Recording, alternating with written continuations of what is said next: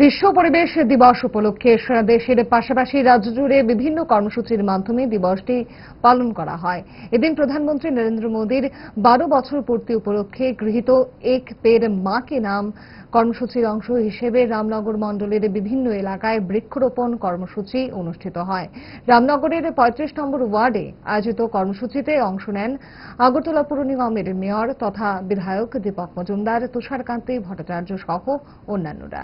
অন্যদিকে 14 নম্বর ওয়ার্ডের 7 নম্বর বুথে বৃক্ষরোপণ করেন রামনগর মণ্ডল সভাপতি অমিতাভ ভট্টাচার্য। উপস্থিত ছিলেন ওয়ার্ড কর্পোরেটর স্নিগ্ধা দাস দেব, প্রাক্তন মণ্ডল সভাপতি তাপস কুমার দেব সহ দলীয় নেতৃত্ব। রামনগর মণ্ডলের উদ্যোগে আমাদের ত্রিপুরা প্রদেশ বিজেপির কর্মসূচি অঙ্গ হিসেবে আজকে আগরস্থ 35 নম্বর ওয়ার্ড সংলগ্ন যে ডিভাইডার আছে তার মধ্যে আমরা বৃক্ষরোপণ করেছি। মাননীয় প্রধানমন্ত্রী সারা দেশবাসীর কাছে বলেছিলেন যে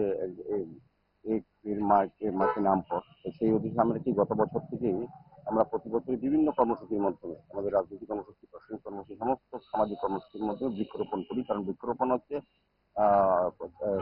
বলবো যে পরিবেশের ভারসাম্য রক্ষা করে।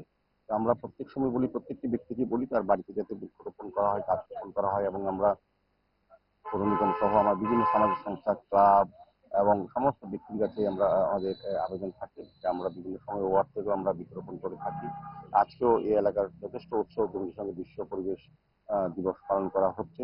আগামী দিনেও আমাদের সরকার এবং আমরা পৌর নিগম এবং আমাদের দল ভারতীয় জনতা পার্টি দলের উদ্যোগে সারা রাজ্যকে সৌজন্য করা, বনায়ন তৈরি করা, যাতে মানুষের ফ্রি অক্সিজেন পাওয়া যায় এবং আগামী প্রজন্ম যাতে সুস্থ সুন্দরভাবে পৃথিবীতে বসবাস করতে পারে তার উদ্দেশ্যেই আজ এই গাছ লাগানো হচ্ছে।